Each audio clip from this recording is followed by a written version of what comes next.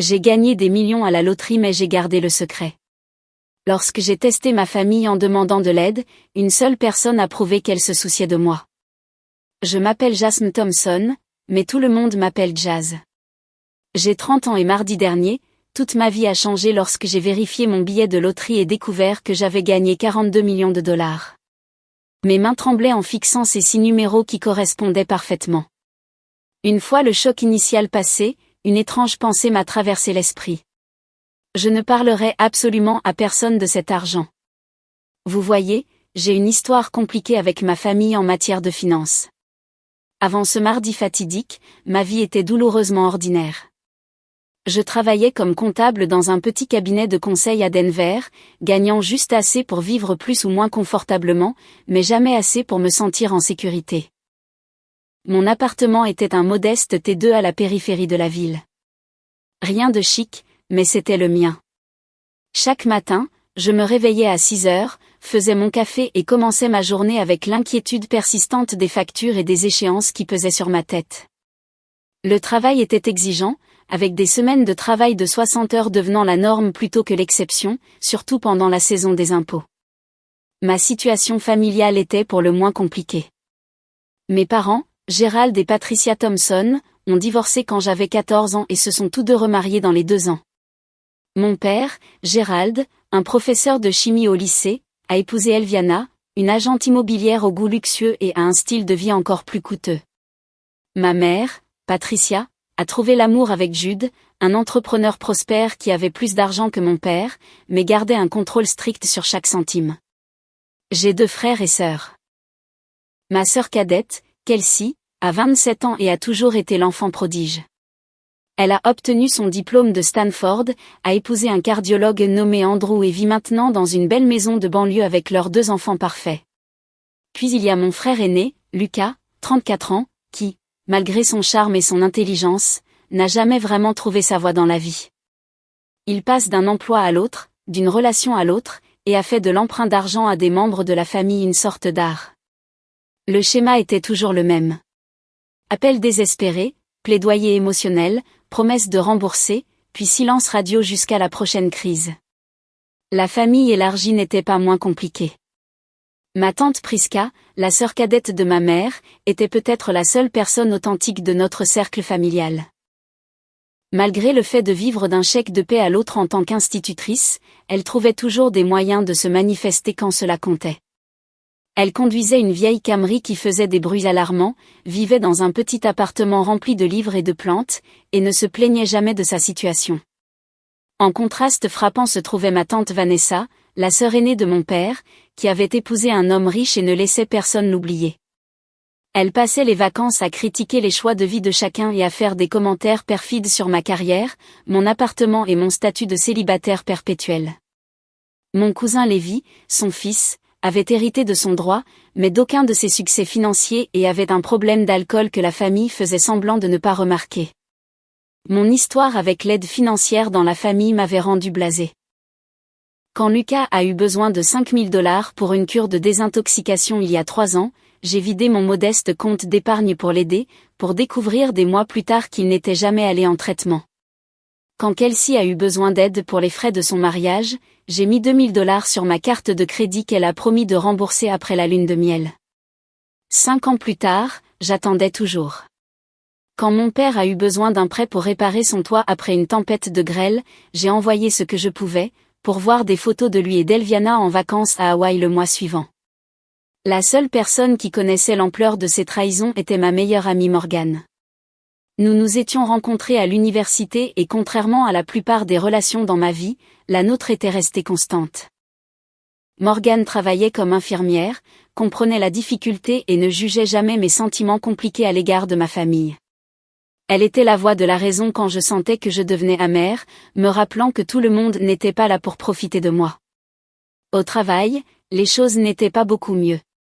Mon patron, Kenneth, avait l'habitude de s'attribuer le mérite de mes idées lors des réunions avec les clients. Mon collègue Brandon partait systématiquement tôt, me laissant faire son travail, mais réussissait toujours à obtenir la reconnaissance que je méritais. Malgré le fait d'être sous-estimé, je gardais la tête baissée et continuais à travailler avec diligence, espérant qu'un jour cela porterait ses fruits. Acheter des billets de loterie était ma seule petite indulgence, un rituel hebdomadaire dont ma famille adorait se moquer. Chaque vendredi, je m'arrêtais au Murphy's Corner Store et dépensais 10 $ en billets. Ma mère appelait cela des attaques contre les gens qui ne savaient pas faire de calcul. Mon frère plaisantait en disant que je devrais juste lui donner l'argent directement au lieu de le gaspiller. Mon père me donnait des conférences sur les probabilités et les statistiques. Mais il y avait quelque chose d'espoir dans ces billets. Une petite chance de liberté à laquelle je ne pouvais me résoudre à renoncer. Même si les années passaient sans gagner plus de 20 $ de temps en temps, j'avais des rêves, bien sûr. Je voulais voyager, voir des endroits au-delà des montagnes rocheuses. Je voulais retourner à l'école, peut-être obtenir une maîtrise dans quelque chose qui me passionnait vraiment. Je voulais avoir suffisamment d'économies pour qu'une réparation de voiture inattendue ne me précipite pas dans une spirale financière. Mais ces rêves semblaient de plus en plus lointains à l'approche de la trentaine. Je remboursais toujours mes prêts étudiants et portais une petite dette de carte de crédit persistante qui ne semblait jamais diminuer malgré ma gestion budgétaire prudente. Chaque mois était un équilibre délicat entre les factures, l'épicerie et un dîner occasionnel avec Morgane. Je coupais des coupons, comparais les prix et savais exactement quel magasin avait la meilleure offre sur tout, du papier toilette au café. Je conduisais une Honda de 10 ans qui faisait un bruit inquiétant quand il pleuvait, mais je ne pouvais pas me permettre de la remplacer. J'avais maîtrisé l'art de paraître parfaitement bien tout en calculant constamment les coûts dans ma tête, me demandant si je pouvais me permettre de dire oui à une invitation ou si je devais inventer une excuse pour rester à la maison. Le jour où j'ai acheté le billet gagnant était en fait mon 30e anniversaire.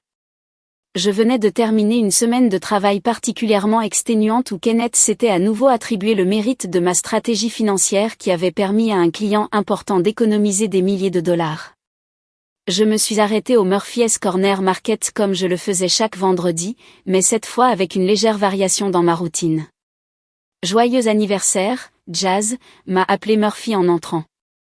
Murphy était un vieil homme gentil qui possédait le magasin depuis plus de 30 ans. Il connaissait tous ses clients réguliers par leur nom et avait toujours un mot amical à partager. Merci, Murphy.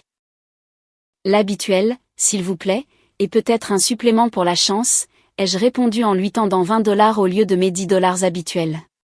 Folie d'anniversaire, hein? Peut-être que c'est ton jour de chance, a-t-il dit avec un clin d'œil en me tendant mes billets.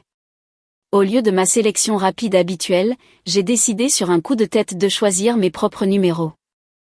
J'ai choisi mon mois et mon jour de naissance 3 et 16, l'anniversaire de ma mère 12, l'anniversaire de mon père 21, l'anniversaire de Priska 9, et l'anniversaire de Morgane 30. 6 numéros qui représentaient les personnes les plus importantes de ma vie, même celles qui m'avaient déçu. Ce soir-là, j'ai commandé des plats à emporter de mon restaurant italien préféré, j'ai ouvert une bouteille de vin que Morgane m'avait offerte pour mon anniversaire et je me suis installée pour une nuit tranquille seule. Le tirage de la loterie était à 20 h, mais j'y ai à peine prêté attention en faisant défiler les réseaux sociaux, voyant des publications de connaissances profitant de célébrations d'anniversaire bien plus excitantes que la mienne. À 20h30, je me suis souvenu des billets et j'ai paresseusement pris mon téléphone pour vérifier les numéros, ne m'attendant à rien comme d'habitude. Le premier numéro correspondait à 3. J'ai souri légèrement. Le second correspondait à 16. Mon rythme cardiaque a légèrement augmenté. Troisième numéro 12. Quatrième, 21. À ce moment-là, mes paumes transpiraient. Cinquième numéro 9. Je retenais ma respiration. Sixième et dernier numéro 30. J'ai fixé mon téléphone pendant ce qui m'a semblé une éternité. Ça ne pouvait pas être ça. J'ai dû mal lire quelque chose. J'ai vérifié encore et encore. J'ai allumé la télévision et rembobiné le tirage en direct. J'ai regardé chacun de mes numéros apparaître à l'écran l'un après l'autre. Mes mains tremblaient tellement que j'ai laissé tomber la télécommande. Non, ai-je chuchoté à l'appartement vide. Non. Selon le site web de la loterie, j'étais la seule gagnante de 42 millions de $. Après impôts, ce serait environ 28 millions, une somme inimaginable pour quelqu'un qui avait été excité plus tôt ce jour-là par un coupon de réduction de 10% pour de la lessive. Je n'ai pas dormi du tout cette nuit-là. Au lieu de cela, j'ai passé des heures à faire des recherches sur les gagnants de loterie en ligne. Ce que j'ai trouvé était dérangeant. Des histoires de gagnants dont la vie s'est effondrée après leur fortune. Des familles déchirées par la cupidité. Des amis et des parents éloignés apparaissant de nulle part avec des histoires tristes et des mains tendues. Des gagnants ruinés en 5 ans, plus malheureux qu'avant d'avoir gagné.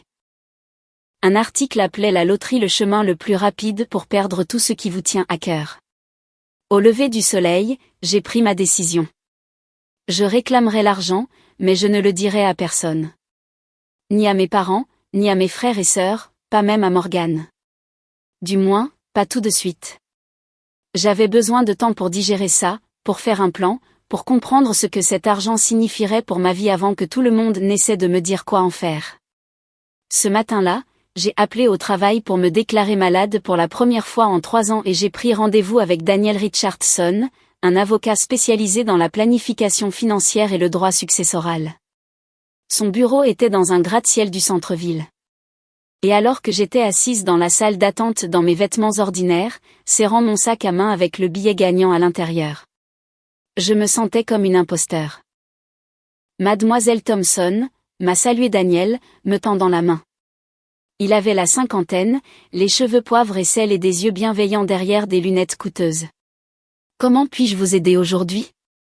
J'ai pris une profonde inspiration et j'ai posé le billet sur son bureau. J'ai besoin de savoir comment réclamer ça sans que personne ne découvre que c'est moi. Ses yeux se sont écarquillés un instant en examinant le billet. Puis il a hoché la tête professionnellement. Je vois. Eh bien, vous êtes au bon endroit. Au cours des 2 heures suivantes, Daniel a expliqué mes options. Dans notre État, les gagnants de loterie pouvaient réclamer leur prix par le biais de fiducies ou d'entités juridiques qui garderaient leur identité privée. Il a décrit le processus de création d'une fiducie aveugle, le fonctionnement des impôts et l'importance de constituer une équipe de conseillers financiers pour aider à gérer une somme aussi importante. La plus grande erreur que font les gagnants, m'a-t-il dit, est de dire à trop de gens trop vite. Une fois que cela arrive, il n'y a pas de retour en arrière. J'ai hoché la tête, soulagé que mon instinct ait été correct. Je veux faire ça correctement. Je ne veux pas que cet argent ruine ma vie. En quittant le bureau de Daniel avec un dossier rempli de documents et une liste de prochaines étapes, j'ai ressenti un étrange mélange d'excitation et d'appréhension. J'avais plus d'argent que je n'aurais jamais rêvé. Pourtant, je ne pouvais pas partager cette nouvelle bouleversante avec qui que ce soit. Je vivrais une double vie, faisant semblant d'être la même comptable en difficulté tout en étant secrètement une multimillionnaire. Au cours des 2 semaines suivantes, j'ai travaillé avec Daniel pour établir la fiducie, réclamer les gains et créer des comptes de placement. Nous avons élaboré un plan financier complet qui me garantirait de ne plus jamais avoir à me soucier de l'argent. Même si je vivais jusqu'à 100 ans, l'argent était maintenant réel, placé sur des comptes sous mon contrôle. Pourtant, ma vie quotidienne restait inchangée. J'allais toujours au travail, me plaignais toujours des factures avec mes collègues, conduisais toujours ma vieille Honda. Le secret commençait à me peser. Je me suis retrouvée à me demander ce qu'il en était de ma famille. Serait-elle heureuse pour moi si elle savait? Respecterait-elle mes limites? Ou me verrait-elle comme rien de plus qu'un distributeur automatique de billets sur pattes? Les questions me hantaient, et progressivement, une idée a commencé à prendre forme. Et s'il y avait un moyen de savoir comment ma famille réagirait à ma nouvelle richesse sans la révéler réellement? Et si je pouvais tester leur caractère avant de décider avec qui partager mon secret? Le plan s'est concrétisé une nuit alors que je restais éveillée, fixant le plafond. Je créerais un scénario où j'aurais besoin d'aide financière. Pas une somme énorme, mais suffisamment significative. J'aborderais chaque membre de la famille avec la même histoire, la même demande, et je verrais qui m'aiderait sans perspective de gain en retour. Alors seulement, je saurais qui méritait de faire partie de ma nouvelle vie. Le lendemain, j'ai de nouveau rencontré Daniel pour m'assurer que mes finances étaient correctement sécurisées avant de poursuivre mon plan.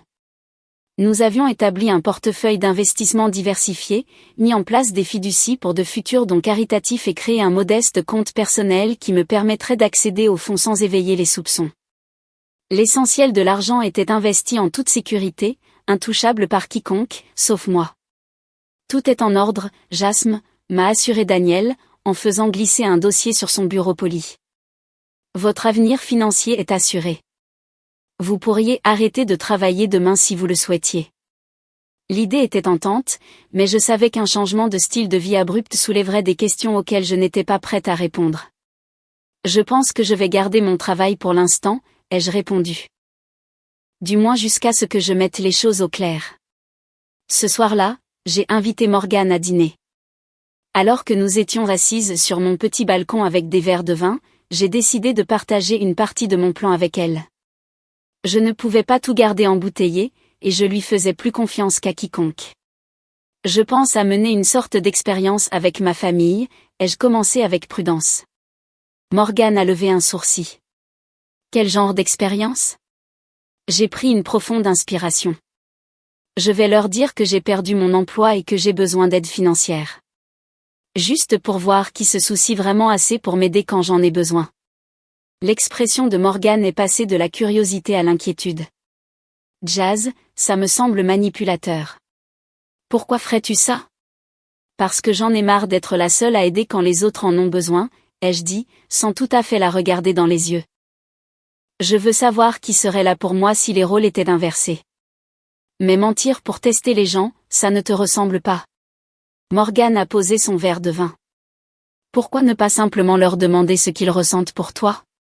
Avoir une conversation honnête. J'ai ri sans humour. Bien sûr, parce que ma famille est si douée pour les conversations honnêtes. Tu sais comment ils sont. Morgane, tu as vu comment ils me traitent. Quand même, ça me semble mal. Qu'est-ce que tu essaies de prouver ? Je n'essaie rien de prouver, ai-je insisté. Bien que ce ne fût pas entièrement vrai. Je veux juste savoir qui se soucie vraiment de moi contre qui me considère comme une ressource. Morgane a secoué la tête. Je pense que tu vas te blesser plus que n'importe qui d'autre avec ça, mais je connais ce regard dans tes yeux, tu as déjà pris ta décision. Elle avait raison. J'avais passé cette journée à élaborer mon histoire, m'assurant qu'elle était crédible, mais pas si dramatique qu'elle éveillerait les soupçons. Je dirais à tout le monde que le cabinet de conseil pour lequel je travaillais avait soudainement fermé après avoir perdu ses plus gros clients. Je dirais que j'avais besoin de 5 000 $ pour couvrir le loyer et les frais médicaux jusqu'à ce que je trouve un nouveau poste. C'était une somme importante, mais pas exorbitante et certainement pas au-delà des moyens de la plupart des membres de ma famille. J'ai fait une liste de toutes les personnes que j'approcherais. Ma mère Patricia et mon beau-père Jude. Mon père Gérald et ma belle-mère Elviana. Ma sœur Kelsey et son mari Andrew. Mon frère Lucas. Ma tante Priska. Ma tante Vanessa et mon cousin Lévi. 8 personnes qui s'étaient toutes tournées vers moi pour obtenir de l'aide à un moment donné. Toutes celles que j'avais soutenues financièrement ou émotionnellement quand elles en avaient eu besoin. Le lendemain, j'ai répété mon histoire avec Morgane, qui a accepté à contre-cœur de m'aider malgré ses doutes. Tu dois avoir l'air vraiment angoissé, mais pas désespéré, a-t-elle conseillé. Et prépare des détails précis sur la fermeture de l'entreprise. Il pourrait poser des questions. J'ai hoché la tête, prenant des notes. Je dirais que le PDG avait détourné des fonds et que l'entreprise fait l'objet d'une enquête. Cela expliquerait pourquoi c'est arrivé si soudainement et pourquoi je ne recevrai peut-être pas mon dernier chèque de paie. Et pour ta recherche d'emploi ? Ils te poseront des questions à ce sujet. J'ai postulé partout, mais le marché du travail est tendu, surtout pour les postes de comptabilité spécialisés. J'ai quelques entretiens de prévus, mais rien de définitif encore, et mon fonds d'urgence est épuisé par de récents examens médicaux. J'avais réfléchi à chaque détail, créant un scénario qui susciterait la sympathie sans soulever trop de questions. Alors que je finalisais mon plan, j'ai ressenti une pointe de culpabilité. Morgane avait-elle raison ? Était-ce manipulateur et mal ? Mais ensuite, je me suis souvenu de toutes les fois où j'avais vidé mes économies pour aider ces mêmes personnes, souvent à grands frais personnels, et ma détermination s'est renforcée. Il ne s'agissait pas seulement de les tester. Il s'agissait de me protéger et de protéger mon avenir. J'ai fait une liste de prédictions sur la façon dont je pensais que chaque personne réagirait. Ma mère offrirait probablement une aide, mais moins que ce dont j'avais besoin. Mon père me ferait la morale sur la responsabilité financière, mais pourrait envoyer une petite somme. Kelsey prétendrait qu'elle ne pouvait pas aider à cause des dépenses des enfants. Lucas dirait certainement qu'il n'avait pas d'argent. Jude et Elviana refuseraient catégoriquement. Tante Vanessa me jugerait pour mes mauvais choix de vie. Mon cousin Lévi promettrait une aide qui ne se matérialiserait jamais. La seule personne pour qui j'avais un réel espoir était tante Priska. Malgré le fait d'avoir le moins à donner, elle avait toujours été la plus généreuse avec ce qu'elle avait. Mais même avec elle, j'ai essayé de garder mes attentes basses.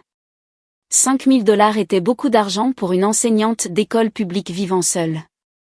Le plan était établi. Au cours de la semaine suivante, je contacterai chaque membre de la famille individuellement, leur raconterai la même histoire et verrai qui interviendrait. Alors seulement, je déciderai qui méritait de connaître ma victoire à la loterie. Alors seulement, je saurai qui se souciait vraiment de moi au-delà de ce que je pouvais faire pour eux. Avec un mélange d'anticipation et d'appréhension, j'ai pris mon téléphone et fait le premier appel. Il était temps de découvrir qui était ma vraie famille. J'ai décidé d'appeler ma mère en premier. Patricia s'était toujours enorgueillie d'être une mère attentionnée, nous rappelant fréquemment comment elle avait sacrifié ses propres rêves pour élever ses enfants. Si quelqu'un m'aiderait, je pensais que ce serait elle. Mes mains tremblaient légèrement en composant son numéro. Elle a répondu au 3e coup, l'air distrait. « Salut maman », ai-je dit, en faisant délibérément en sorte que ma voix sonne tendue. « Jazz, est-ce que tout va bien ? Tu as l'air contrarié. » J'ai lancé mon histoire préparée, lui racontant la fermeture soudaine de l'entreprise, les salaires perdus et ma situation financière précaire. Pendant que je parlais, je pouvais entendre sa respiration changer, devenant plus inquiète à chaque détail. « Oh, chérie, c'est terrible », a-t-elle dit quand j'ai eu fini. « As-tu demandé le chômage ? Et ton fonds d'urgence ? » J'ai expliqué que le chômage prendrait des semaines à traiter et que mon fonds d'urgence avait été épuisé par de récents examens médicaux pour des symptômes inquiétants. Je n'ai pas précisé quels étaient les symptômes, lui permettant de laisser son imagination combler les lacunes. Je déteste demander sa maman, mais j'ai besoin d'aide. Environ 5 000 $ pour couvrir le loyer et les factures médicales jusqu'à ce que je puisse trouver quelque chose de nouveau. Je te promets que je te rembourserai dès que je le pourrai. Il y a eu une longue pause à l'autre bout du fil. Oh, Jazz, tu sais, Jude et moi venons de verser un acompte sur la maison du lac. Nous sommes assez à court de liquidités en ce moment. Sa voix a pris un ton légèrement défensif. As-tu demandé à ton père ou à Kelsey ? Andrew gagne bien sa vie à l'hôpital. J'espérais éviter de demander à papa, ai-je dit sincèrement. Et Kelsey a les enfants et leurs frais de scolarité privés. Eh bien, laisse-moi en parler à Jude et voir ce que nous pouvons faire, a-t-elle dit finalement. Mais je ne peux rien promettre. Tu sais à quel point il est radin, surtout quand il s'agit de, eh bien, tu sais. Je savais. Jude ne m'avait jamais considéré comme sa responsabilité, faisant clairement comprendre dès le début que son argent était pour ma mère et les enfants qu'ils auraient pu avoir ensemble. Ils n'en ont jamais eu. Bien sûr, maman. Fais-le-moi savoir dès que tu pourras. Le loyer est dû la semaine prochaine. Je le ferai, ma chérie, et je suis tellement désolée pour ton travail. Ces choses finissent toujours par s'arranger, cependant. Peut-être est-ce un signe que tu devrais envisager de changer de carrière pour quelque chose de plus stable. Après avoir raccroché, j'ai noté sa réponse dans un journal que j'avais commencé à cet effet. Elle avait exprimé son inquiétude, mais avait immédiatement cherché des moyens de transmettre la responsabilité à quelqu'un d'autre. Elle n'avait pas refusé catégoriquement, mais je soupçonnais que sa conversation avec Jude se solderait commodément par leur incapacité à aider. Les réponses qui ont suivi étaient malheureusement prévisibles. Mon père Gérald m'a fait la morale sur la responsabilité financière pendant 20 minutes sans offrir aucune aide réelle. Ce sera une bonne expérience d'apprentissage pour toi, a-t-il dit avec condescendance. Parfois, nous devons toucher le fond avant de faire les changements nécessaires.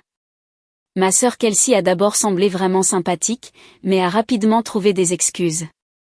Nous venons d'acheter la nouvelle BMW le mois dernier, et les frais de scolarité des enfants étaient dus. De plus, nous refaisons la salle de bain principale. Elle a promis d'en parler à Andrew, mais la façon dont elle évitait mon regard m'a dit tout ce que je devais savoir. Lucas était peut-être le plus décevant. Après lui avoir envoyé un SMS détaillé sur ma situation, il a répondu par un bref message. Ça craint, ma sœur. Je suis moi-même très serré en ce moment.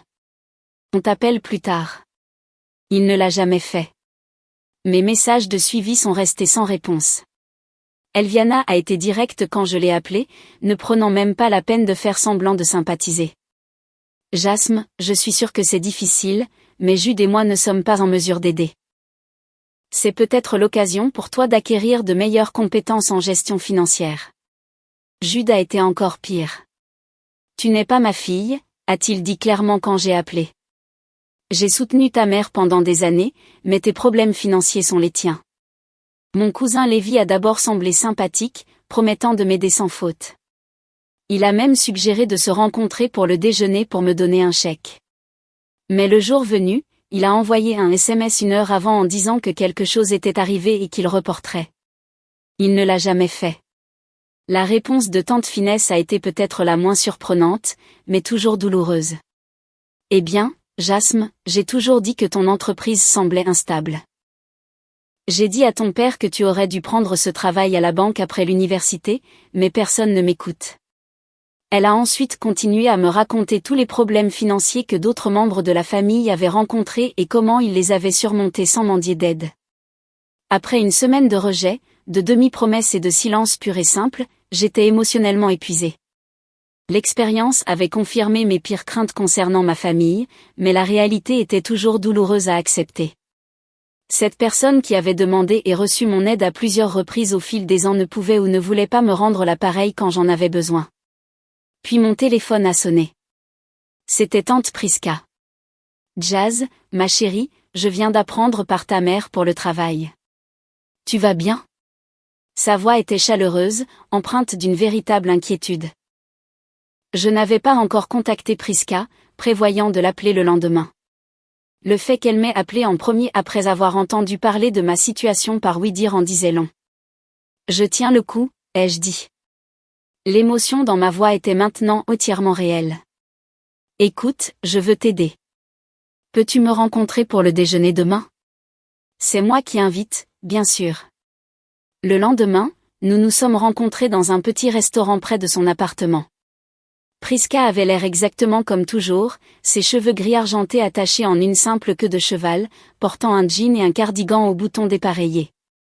Elle m'a serré fort dans ses bras avant que nous nous asseyions. Je suis tellement désolée pour ton travail, ma chérie. Cette entreprise ne t'a jamais mérité de toute façon. Pendant que nous mangions, elle m'a posé des questions réfléchies sur ma recherche d'emploi et a proposé de contacter d'anciens collègues qui avaient des relations dans le monde des affaires. Puis, après que nos assiettes aient été débarrassées, elle a fouillé dans son sac à main et en a sorti une enveloppe. Je veux que tu prennes ça, a-t-elle dit, en la faisant glisser sur la table. C'est $3000. Je sais que ce n'est pas le montant total dont tu as besoin, mais ça devrait au moins aider pour le loyer. J'ai fixé l'enveloppe sous le choc. Priska, je ne peux pas prendre ça. C'est trop. N'importe quoi.